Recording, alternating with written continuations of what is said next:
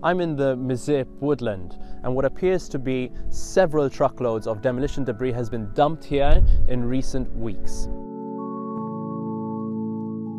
This is one of several parcels of land in the woodland that was affected by a fire in June 2019.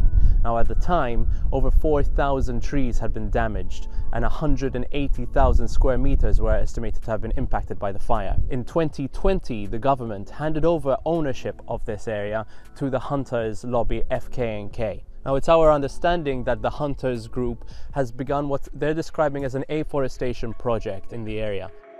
The Miżieb woodland is what's called a monoculture, and this is when the biodiversity of an area is impacted by an invasive alien species that takes over stretches of land.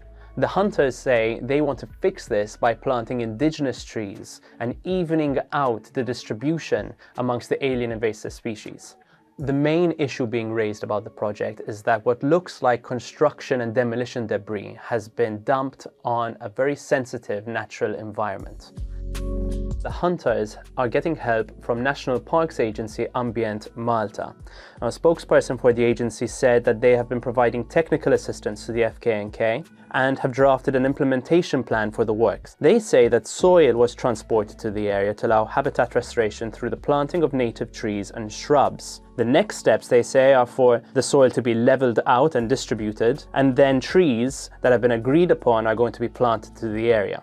When Times of Malta visited the site, the debris contained tarmac, house tiles, metal rods and other bits of refuse that should not have been dumped on such a site, sources say.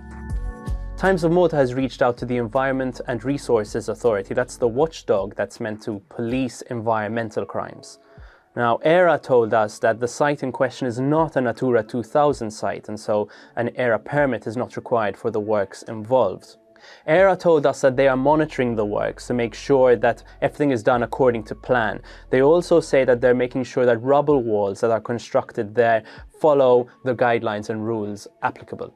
A senior source at the regulator, however, has raised serious concerns about the way the works are being carried out. Debris, they say, should not have been dumped on such a sensitive natural area, and there are also concerns about old rubble walls that seem to have been buried under the debris.